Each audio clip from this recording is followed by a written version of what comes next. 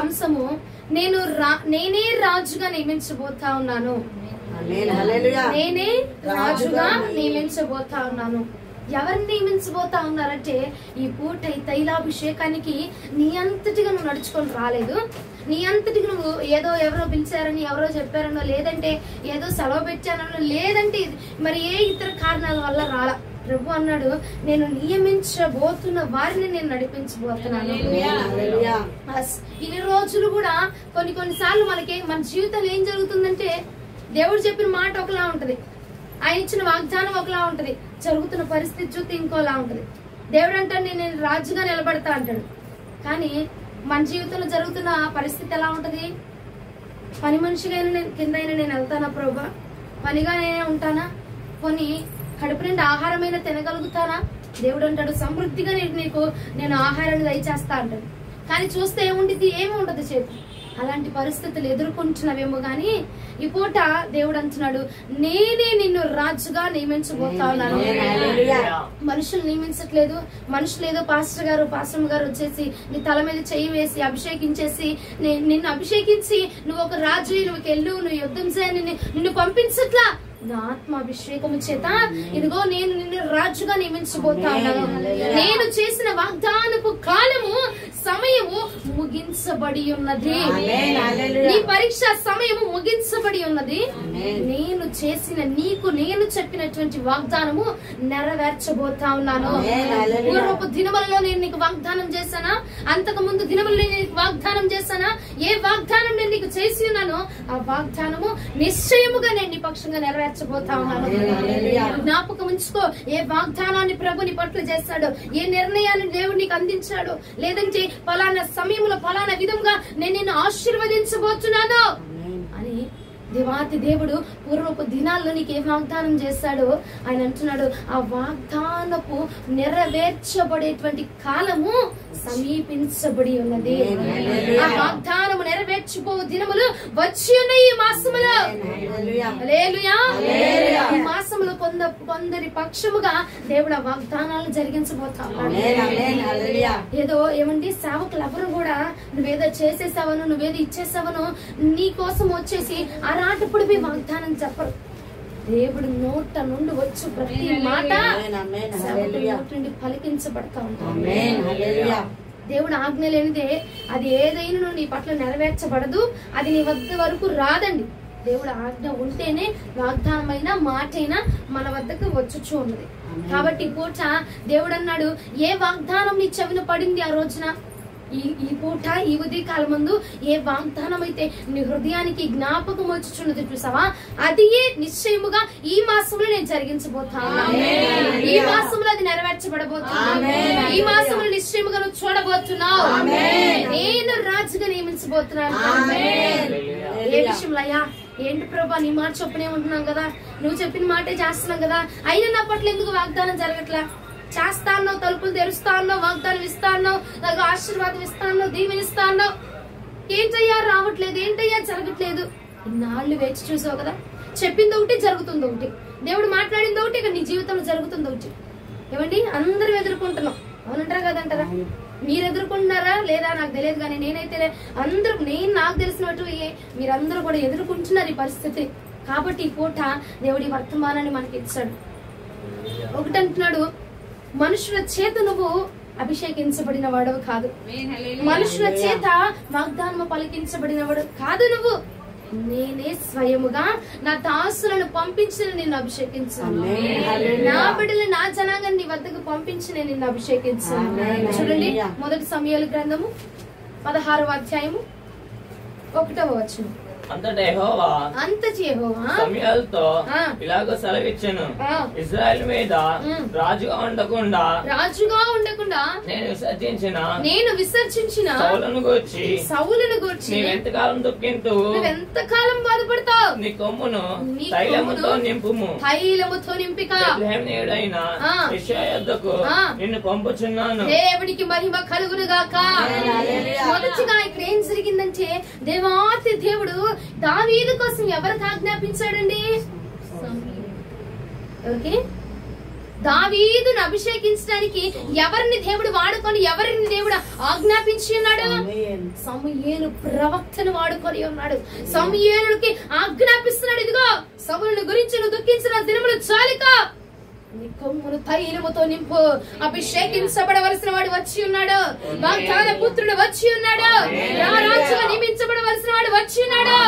నేనే వాడిని రాజుగా నియమించబోతా ఉన్నాను, నేనే రాజుగా ప్రతిష్ఠించబోతున్నాను. నీ కొమ్మును తైలముతో నింపిక, నీ కొమ్మును తైలముతో నింపు. రాజుగా అభిషేకించబడవలసిన వాడు వచ్చాడు, వాగ్దానంతో ఏలవలసిన వాడు వచ్చాడు, మన జీవితాన్ని ఆశీర్వాదకరంగా ముందుకు నడిపించబడవలసిన వాడు వచ్చి ఉన్నాడు. వాడిని నేను అభిషేకించబోతా ఉన్నాను, వారిని నేను బలపరచబోతున్నాను. ఈ పూట చక్కటి బలమైన వర్తమానం ప్రభుయిస్తే చేమ కూడా చచ్చిపోదు అన్నట్టు కొడుతున్నారేంటి చెప్పండి. అసలు మీ మోకాల్లో నీరసం కొట్టొచ్చినట్టు కనబడుతుంది. ఎందుకని అంటారు? కొట్టొచ్చినట్టు కనబడుతుందమ్మా మీ మోకాల్లో నీరసం. నాకు బలమైన వర్తమానం వాగ్దానం నెరవేరుస్తానని ఎవరైతే హృదయపూర్వకంగా స్వీకరించారో వారి పట్ల ఈ పూట వాగ్దానం జరిగించింది కాక, మాసంలో జరిగించింది కాక. వేచి ఉన్న కనులకు మా ప్రభు అయితే కనువిందును చేస్తాడు. వేచి ఉన్న కనులకు నీవు కనువిందే చేస్తావని, సిద్ధపడిన రాజుగా నీవు నా కోసం వస్తావని, నేను చూచిన వేళ నాలో ప్రాణం. దైవజనుడైన గొప్ప దైవజనుడి మాట అన్నది. వేచి ఉన్న కనులకు ఆయన ఏం చేస్తారట? వేచి ఉన్న కనులకు ఆయన కనువిందును చేసే దేవుడు. నువ్వు ఇన్ని రోజులు అయ్యా నువ్వు నాకు ఒక వాగ్దానం ఇచ్చావు, పని చెప్పావు, అది చేస్తున్నాను కానీ ఎందుకు నేను ఫలించలేకపోతున్నాను? అది జరుగుతూనే ఉంది, నువ్వు చెప్పినట్టుగా చేస్తూనే ఉన్నాం కానీ రావట్లా. ఏమైనా తప్పు చేశామంటావా ప్రభా? ఏమైనా నీకు విరోధంగా ఏమైనా చేస్తుంటానా? అందుకే నా పట్ల ఈ వాగ్దానం నెరవేర్చబడట్లేదేమో, నీకు వ్యతిరేకంగా ఏమైనా మాట్లాడానో ప్రభా నేను, అందుకే నా పట్ల ఈ ఆశీర్వాదాలు రావట్లేదేమో అని నువ్వు ప్రయాసపడుతున్నావేమో కానీ అని నువ్వు ఆలోచిస్తున్నావేమో. కానీ ఈ పూట అభిషేకం ఉన్న నీ చేతిలో ఏమి లేదు, అధికారం లేదు. అభిషేకం ఉంది, దేవుడు అభిషేకించాడు నిన్ను, నీ శిరస్సు మీద అభిషేకం పోసి తైలం పోసి అభిషేకించాడు. ఇక్కడ సమూయేలు గారు కూడా దావీదు శిరస్సు మీద తైలపు కొమ్ముతో అభిషేకించి ఇంటికి వెళ్లి మరి అభిషేకించి, ఇదిగో నిన్ను రాజుగా దేవుడు ప్రతిష్ఠిస్తున్నాడు, రాజుగా నిన్ను దేవుడు వాడుకోబోతున్నాడు, నిన్ను నియమించుకోబోతున్నాడు అన్నాడు. అన్ని వెంటనే తైలం పోసిన వెంటనే వచ్చేసాడా? వచ్చి సింహాసనం ఎక్కేశాడా? కూర్చున్నాడా? రాజు పదవిని పొందుకున్నాడా? లేదండి. ఆ వాగ్దానము నెరవేర్చబడడానికి సమయమును ఏర్పాటు చేశాడు. నీ పట్ల కూడా వాగ్దానం చేశాడు, నిన్ను కూడా అభిషేకించాడు, నీ శిరస్సు మీదుగా తైలము పోసి నిన్ను ఇలా వాడుకోబోతున్నాను దేవునికి చెప్పాడు కదా. లేదంటే వాగ్దాన రూపంగా దేవునితో మాట్లాడాడు కదా, అభిషేకించి దేవునికి వాగ్దానం ఇచ్చాడు కదా. నేను ఇలా వాడుకోబోతున్నాను, నిన్ను ఇలా నియమించబోతున్నాను, ఇలాగ నువ్వు నిలబడబోతున్నావు. అయ్యా నిలబడాలని నాకుంది, నువ్వు అభిషేకించావు కానీ జరగట్లా. నీ సమయం వచ్చి ఉన్నది, నీ సమయం వచ్చినది. నేనే రాజుగా నియమించబోతా ఉన్నాను.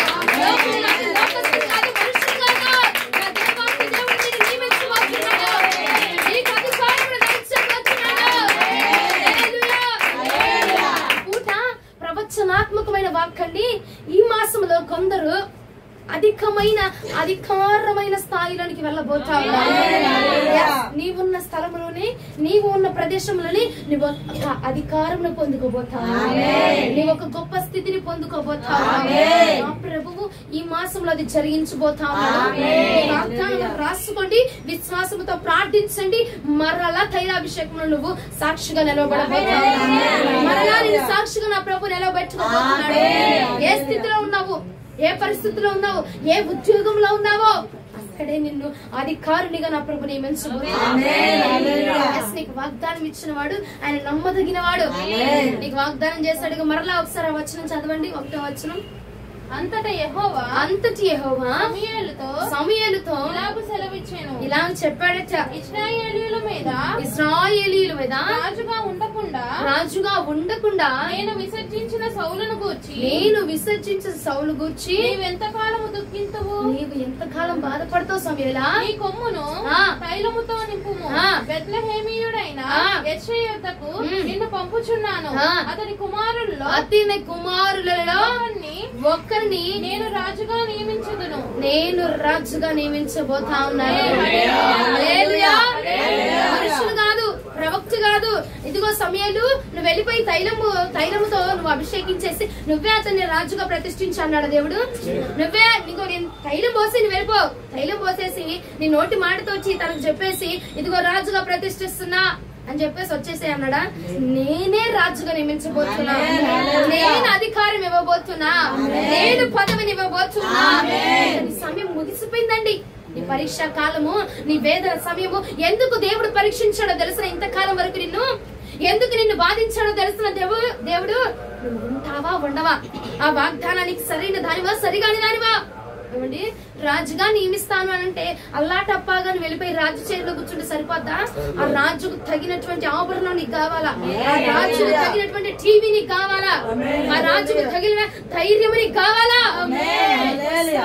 అందుకోసమే ఈ నిరీక్షణ కాలం ఇది.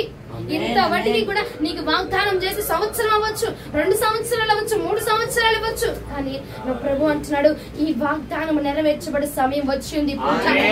ఈ మాసంలో వచ్చింది. ఆపేవాడు ఎవడు లేడు. ఏంటంటే నియమించబోతున్నది నేను కాబట్టి, నీకు అధికారం ఇవ్వబోతుంది నేను కాబట్టి, నేను అధికారం ఇచ్చి నేను నియమించబోతున్నా. మనుషులు చాచుకున్న అధికారం అనుకో, మనుషులు ఇచ్చిన అధికారం అనుకో, 2 రోజుల నుండి 3వ రోజు అవుట్గా. ఏమండి, మనిషికి ఏముంది, నేనున్నాను. ఫస్ట్ లో నేను నీకు చాలా బాగా నచ్చచ్చు, కొద్ది కాలం గడుస్తున్న కొద్ది ఏమైపోతుంది, ఆ ఇష్టము తగ్గిపోతా ఉంటుంది. అవునా? మనుషుల యొక్క ఇష్టము, మనుషుల తలంపులు మారిపోతా ఉంటాయి, మనుషుల ఉద్దేశములు మారిపోతా ఉంటాయి. కానీ నా ప్రభు ఉద్దేశము మారిపోదు. ఎప్పుడో 3 సంవత్సరాల క్రితం చేసిన వాగ్దానం అట 2 సంవత్సరాల క్రితం చేశాడు, సంవత్సరం క్రితం చేశాడు, అది నువ్వు మర్చిపోతున్నావు. అవునా?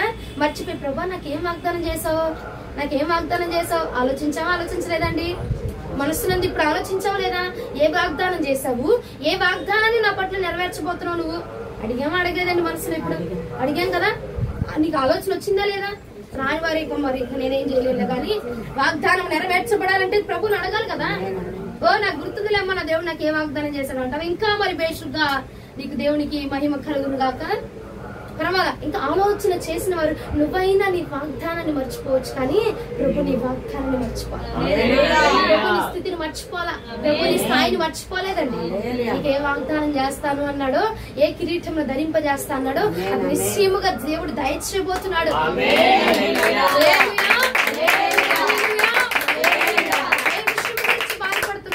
ఏ విషయం గురించి నువ్వు ఆలోచన చేస్తున్నా ఆ విషయంలో సమృద్ధిగా ప్రభు నిన్ను నియమించబోతున్నాడు. సమయము నిన్ను నేను అభిషేకించే సమయం ఇది, నిన్ను నేను వాడుకునే సమయం ఇది, ప్రతిష్ఠించే సమయం ఇది. ఇప్పుడున్న వారిలో కొంతమందికి దేవుడు వాగ్దానాలు చేశాడు. నువ్వున్న స్థలములో నిన్ను నేను తలగా ఉంచుతా. అవమానం పొందుకున్నావు కదా, గుర్తొస్తుందా, జ్ఞాపకం వస్తుందా?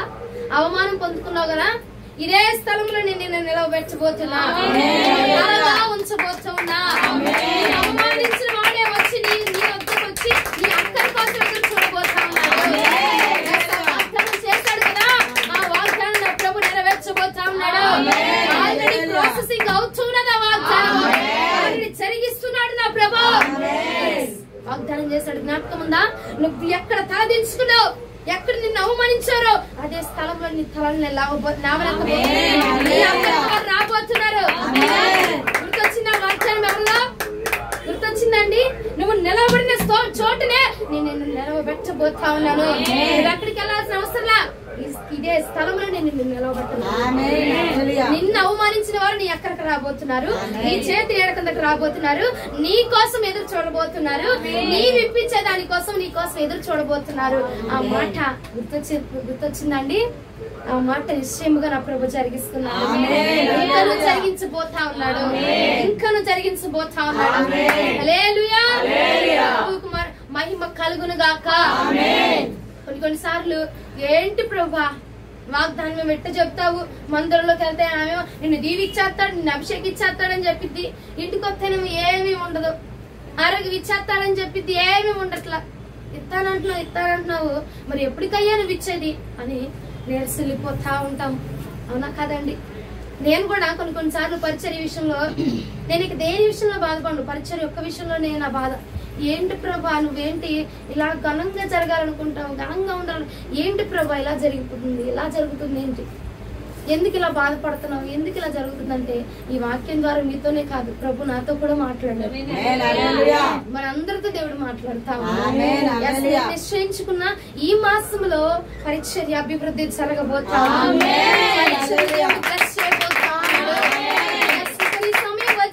దేవుడు చెప్పాడు కదా, ఈ రోజులు చాలా ప్రయాసపడ్డాం, కనీసము వాయిద్యాలకు కూడా లేక చాలా ఇబ్బంది పడ్డాం.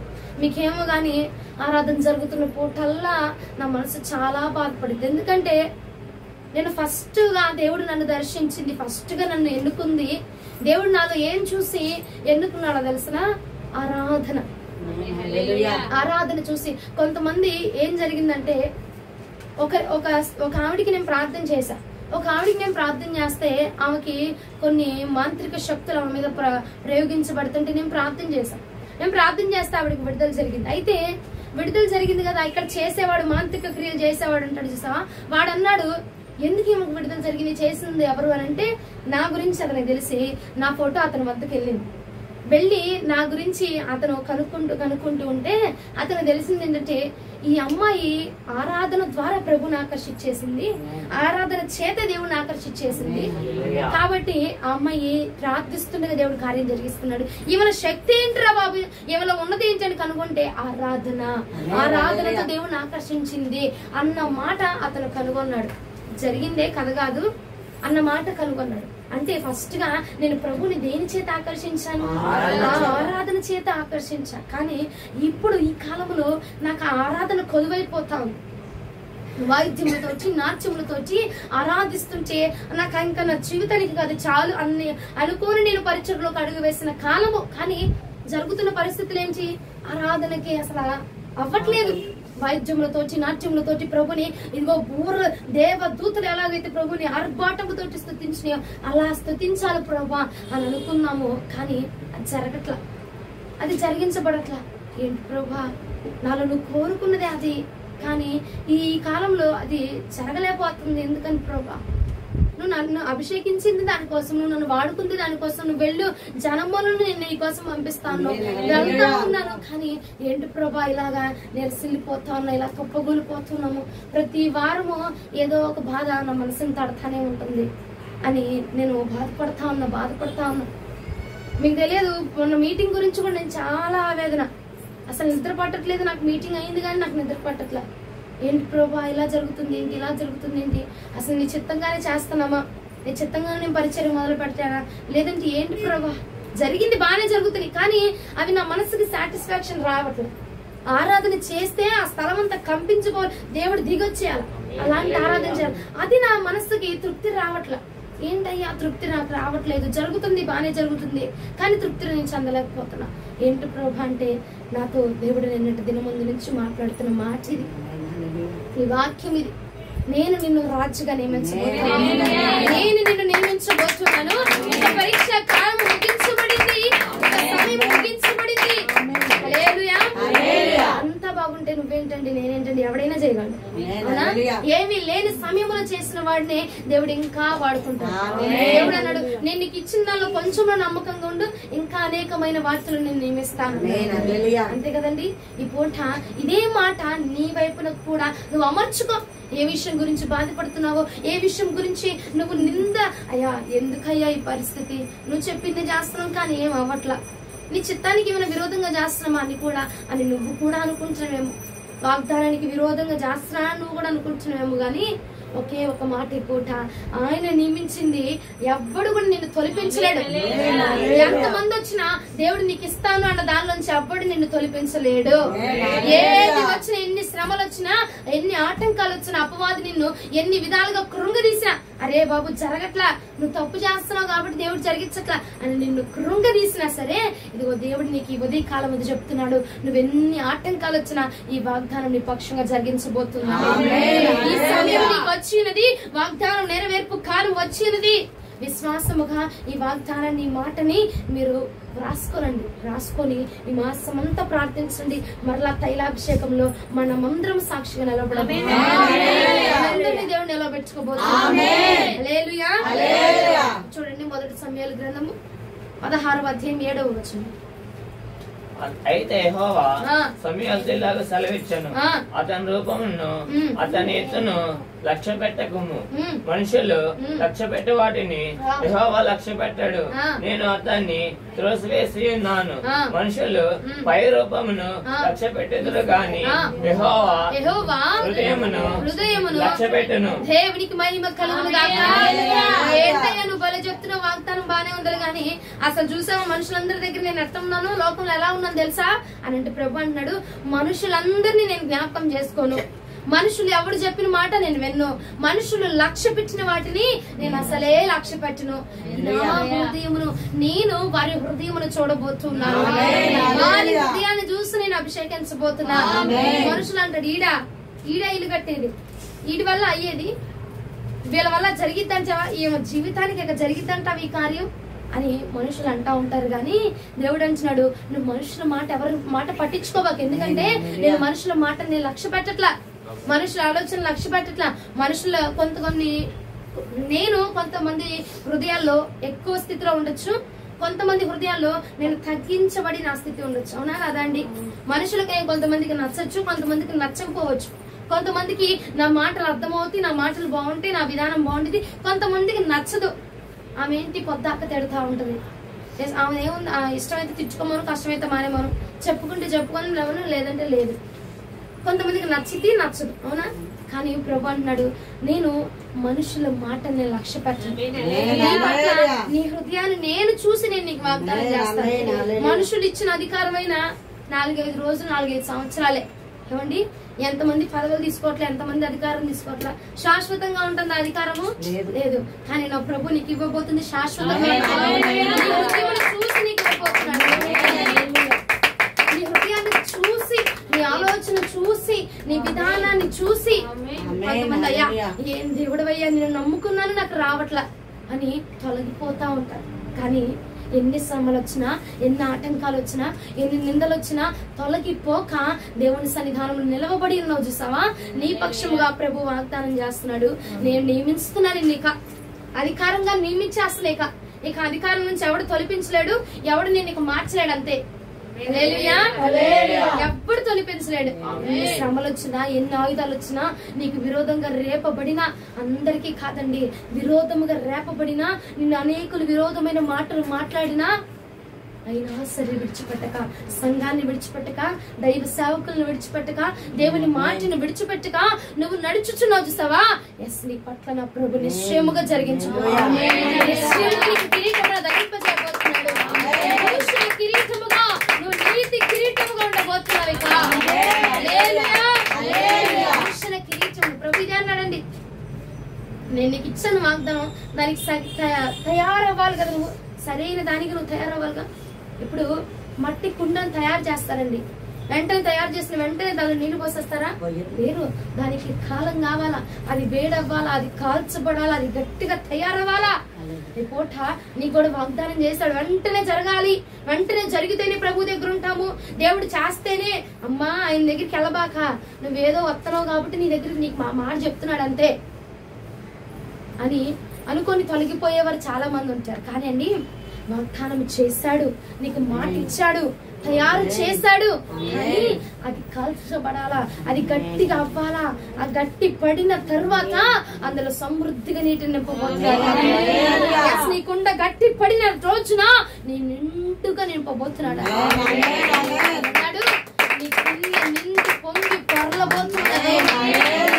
కాలం వచ్చిందండి, నీ కింద నిండే కాలం వచ్చింది, పొంగి పొరలబోయేటువంటి కాలం వచ్చింది. ఏ మాట అయినా సరే ఇదే విధంగా తీసుకో. కుండ తయారు చేయబడింది, నీ వాగ్దానము తయారు చేయబడింది, అది కాల్చబడాలా. ఆ కుండ తయారు చేయబడిన వెంటనే కాదు, అది కాల్చబడాలా, గట్టిగా చేయబడాలా. అది అప్పుడు దాని నిండుగా నీటి. నీవు కూడా నీ సమయం వచ్చింది, నీ పాత్ర నింపబడబోతుంది. రెండు చేతులెత్తి కృతజ్ఞతాస్తుతులు చెల్లించి చాలంతే. నీ పాత్ర నా ప్రభు నింపబోతా ఉన్నాడు. పాత్ర నా ప్రభు నింపబోతున్నాడు. వాగ్దానము జరగబోతున్నాడు. జనముల ఎదుట నిన్ను సాక్షిగా నా ప్రభు నిలబెట్టబోతున్నాడు.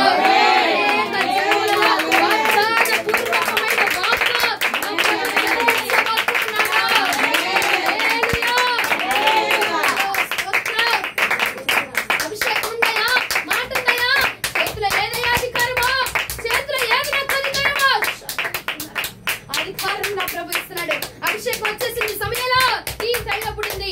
అభిషేకించు, తైలపుడిని తీసుకొచ్చి అభిషేకించు అంతే. అభిషేకం వచ్చేసింది, తైల పుట్టు వచ్చింది, అభిషేకించాడా.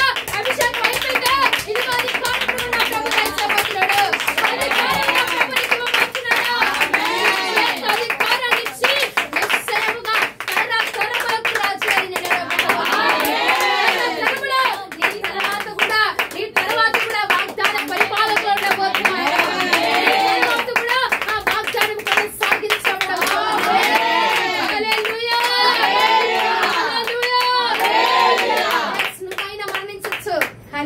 నీకిచ్చిన వాగ్దానానికి మరణము లేదు, దర్శనానికి మరణం లేదు. దేవుడు దయచేసినటువంటి దర్శనానికి మరణం లేదు. జరగలేదా, నీ తరమును వాడుకోబోతున్నాడు నా ప్రభు. జరగలేదా, సమయం పట్టింది. ఎస్, నీ తరమును వాడుకొని ఆ వాగ్దానాన్ని తరములకు దీవెనకరంగా ఉంచబోతున్నాడు. తరములకు ఆశీర్వాదకరంగా ఉండదు.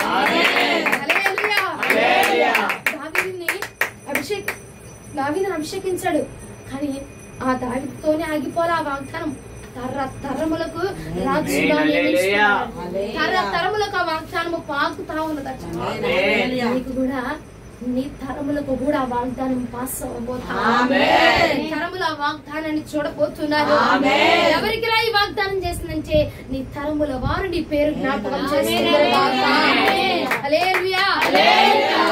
వాగ్దానము మరి బలమైనదండి నా దేవునికి ఇచ్చి వాగ్దానం నెరవేర్చకపోవచ్చు. ఒకటి చెప్తున్నా, సమయలు వచ్చాడు, ప్రవక్త వచ్చాడు, తైలపు బుడ్డిని తీసుకొని కొమ్ముతో అభిషేకించాడు దావీదుని. అభిషేకించాడు, కాలం వచ్చింది, సమయం వచ్చింది. ఆ తర్వాత ఎన్నో కాలపు ఎన్నో శ్రమలు ఎన్నో ఆపదలు ఎదుర్కొన్నాడు. ఒకనొక రోజున రాజుగా నియమించబడ్డాడు, రాజుగా ఏలాడు. తన తరము తర్వాత ఇంకో తరము కూడా ఏలిందండి. తన తరముల తర్వాత ఇంకా రాజుగా ఏలబడుతూనే ఉన్నారు. కారణం ఏమిటంటే మనుషులిచ్చే వాగ్దానము అసలు శాశ్వతము కానిది, అది అశాశ్వతమైనది. కానీ నా దేవుడిచ్చిన వాగ్దానం శాశ్వతం, శాశ్వత చిరకాలం నిలబడబోతుంది. నీ పట్ల కూడా నీ పట్ల కూడా ప్రవక్త వచ్చాడు, దైవజనుడు వచ్చాడు, వాగ్దానం చేశాడు, తైలము తోటి నీ సరస్సును నింపాడు. ఆ కాలం ఏమైంది, ఆ నింపాడు, ఇంకా జరగల వాగ్దానం. సమయం పట్టింది, పరీక్ష కాలం వచ్చింది, రాజుగా నియమించబడే కాలం వచ్చింది. పరీక్ష సమయం అయిపోయింది, నువ్వు రాజుగా ఏలే కాలం వచ్చేసింది, నేర్పు కాలం వచ్చేసింది, జరగబోయే కాలం వచ్చేసింది. ప్రభు ఆ వాగ్దానం నీ పట్ల జరిగించబోతున్నాడు. ఈ తెలుగు మొదలుకొని నీ తరముల వాగ్దానం చూడబోతున్నాడు, పాటుగా వాగ్దానం అనుభవించబోతున్నాడు. ప్రభువునకు మహిమ కలుగును గాక.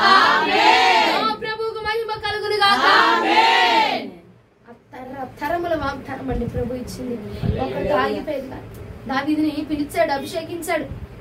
కానీ ఏం జరిగింది, తన తండ్రి కూడా అనుకోలా తన కుమారుని వాగ్దాన పుత్రుడిగా చేస్తాడు, రాజుగా నియమించబడతారని తన తండ్రి కూడా అనుకోలా.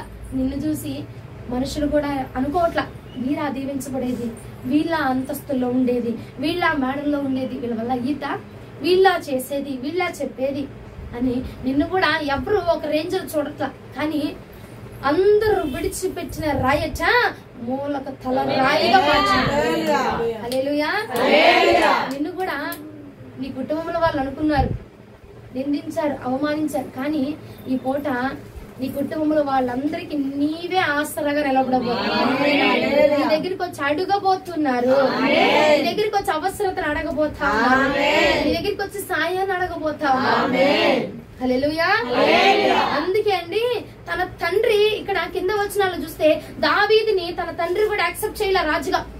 కానీ పైన వచనంలో దేవుడు అన్నాడు, మనుష్యుల ఆలోచనలో నేను లక్ష్య పెట్టను, మనుషుల హృదయములకు, మనుషుల ఆలోచనకు, వారి యొక్క నిర్ణయాలకు, గ్రహింపులకు రానివి నేను లక్ష్య పెట్టబోతా ఉన్నాను. హల్లెలూయా. మన ఆలోచనలు ఆయన ఆలోచనలు వంటివి కాదంట, మన నిర్ణయాలు ఆయన నిర్ణయాలు వంటివి కాదు. నువ్వు ఒకటి ఆలోచించచ్చు, కానీ ప్రభు ఉద్దేశం దానికి మించి ఉండబోతా ఉన్నది, మించి జరగబోతా ఉన్నది. హల్లెలూయా. మేము కూడా మన మీటింగ్ గురించి మా ఆలోచన ఒకలా ఉంది, కానీ దేవుని ఆలోచన దానికి మించినే. హల్లెలూయా. దేవుని ఆలోచనలు మన ఊహలకు అందనటువంటి ఆలోచనలు అండి. నీ పట్ల, నీ కుటుంబం పట్ల, నీ జనాంగమే, నీ సొంత వారు, నీ వారు నీ గురించి ఆలోచన చేయలేకపోతున్నారు. అలాంటి గొప్ప స్థితిలో నా ప్రభు నిర్ణయించబోతున్నాడు, అలాంటి గొప్ప స్థానంలో నా ప్రభు ఉంచబోతా ఉన్నాడు. చూడండి మరలా అదే అధ్యాయము 10-11 వచనాలు ఒకసారి చదవండి.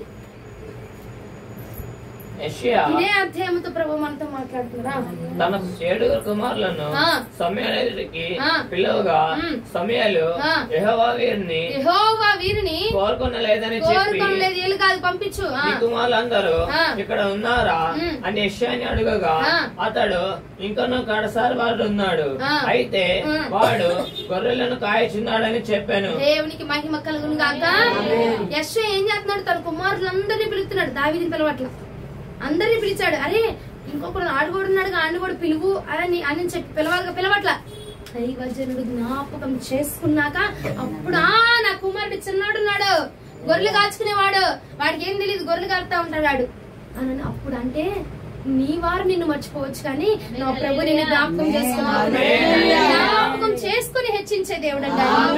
నీ వాగ్దానాన్ని కావచ్చు, నీ తలంపులు గాని జ్ఞాపకం చేసుకుని నిన్ను హెచ్చించబోతా ఉన్నాడు. దావీదుని తన తండ్రికి జ్ఞాపకం చేసుకోవాలా, ఇంతేనా నీ కుమారులు ఇంకా ఎవరైనా ఉన్నారా అని సమూయేలు అడిగితే అప్పుడు అంటున్నాడు దావీదు, అయ్యా కడసరి వాడు ఉన్నాడయ్యా, కడసరి వాడు ఉన్నాడు, వాడు గొర్రెలు కాచుకునేవాడు, వాడికి ఏం తెలియదు.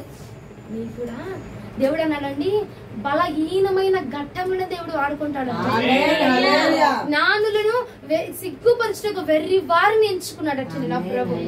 నీవు కూడా నీ కుటుంబంలో అందరిలో కూడా ఎలా ఉన్నావంటే ఒక బ్లాక్ షీప్, అంటే అందరూ ఒక రకంగా ఉంటారు, నువ్వు ఒకదాని ఒక రకంగా ఉంటావు.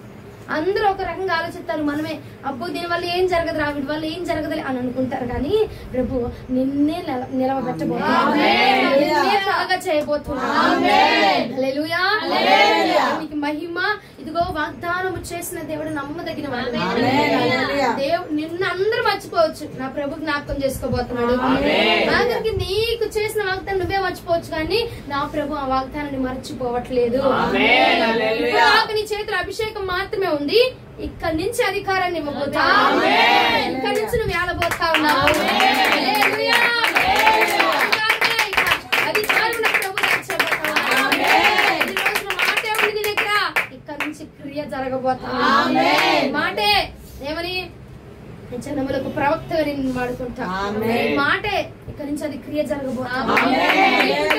తెరస్సుగా నేను ఉంచబోతున్నా, నేను ఉంచబోతున్నా. మాటే అని అధికారం నీ చేతిలోకి రాబోతున్నా, క్రియలో జరగబోతా ఉన్నది. నీకేం మాట ఇచ్చాడో ఆ మాట క్రియ రూపకము దాల్చే సమయము ఈ పూట వచ్చి ఉన్నదంటే వాగ్దానమేనండి, వాగ్దాన సందేశం అంతే కాదు. ఇక నిన్ను ఈ పూట అసలు నిజంగా ఈ మాసం అంతా ఈ వాక్యం మనకు దీవెనకరంగా ఉండబోతుంది. ఫస్ట్ వారము, మొదటి వారము దేవుడు గొప్పగా మాట్లాడుతున్నారు. సమయం వచ్చింది కంతే, నీ కాలం వచ్చేసింది, ఈ కాలం వచ్చేసింది. ఎప్పుడంటే నువ్వు విశ్వాసముగా ఈ మాట రాసుకొని ఆ మాట మీద నీ హస్తాన్ని నుంచి ప్రతిరోజు ప్రార్థించు.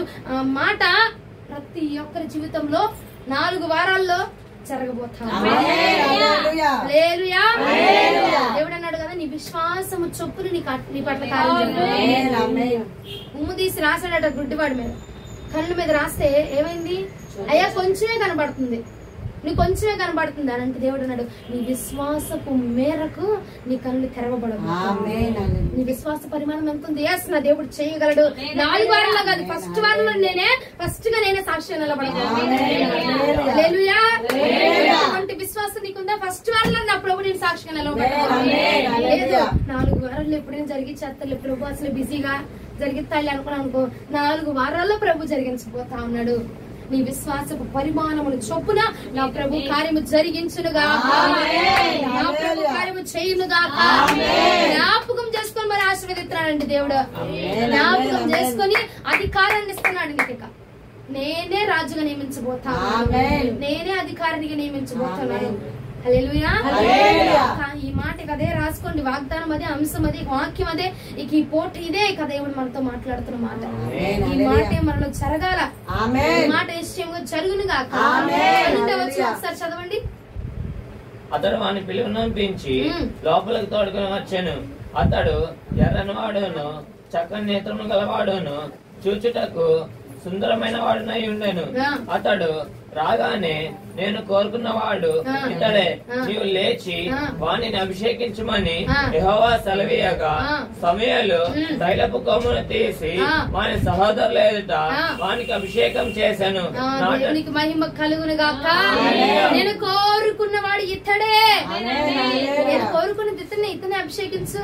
ఏమండి, మనం ఎంత నల్లగా చచ్చినా, మనం ఎంత అందవిహీనంగా చచ్చినా, మన తల్లిదండ్రులకు మనం ఎలా కనబడతాం?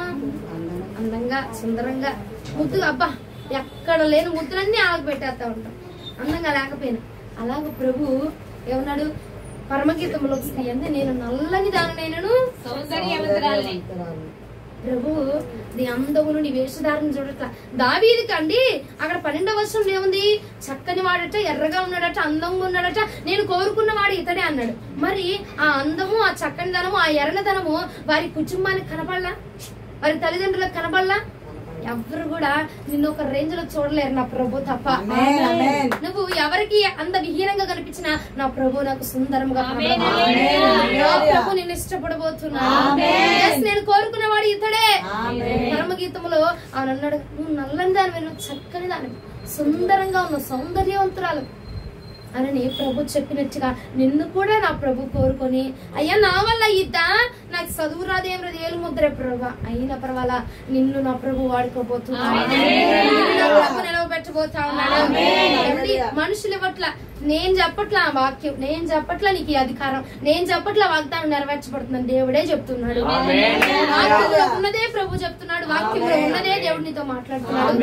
ఈ సమయం వచ్చింది, ఎగలే. మొదటి వచ్చిన ఒకసారి మళ్ళా చదవండి.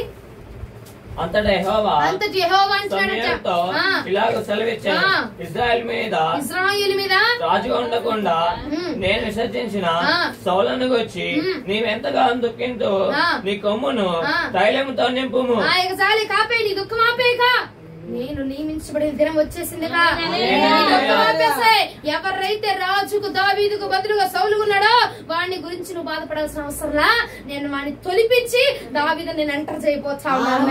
నీ వాగ్దానంలో ఎవరైతే ఇన్ని రోజులు టెస్ట్ వేసుకుని కూర్చున్నాడు చూసావా, వాడిని తొలిపించి నా ప్రభు నేను ఎంటర్ చేయబోతా ఉన్నాను. ఇక నీ కాలం వచ్చేసింది, ఇక నువ్వు ఎక్కించాల్సిన సమయంలో సిద్ధమైపోయింది, అధికారం నీ చేతిలోకి రాబోతుంది. వాగ్దానం వచ్చేసింది, తైలం వచ్చేసింది, అభిషేకం వచ్చేసింది, కానీ ఇక్కడి నుంచి నీ చేతులకు అధికారం రాబోతుంది. హల్లెలూయా. మనం ఈ అధికారమును పొందుకొందుముగాక, వాగ్దానం మన పక్షంగా జరుగునుగాక, నిశ్చయముగా ఈ మాసములోని సాక్షులుగా నిలవబడుతుందిగాక. వాక్యమును బట్టి దేవునికి మహిమ కలుగునుగాక. మోకరించండి, ప్రార్థిస్తాం.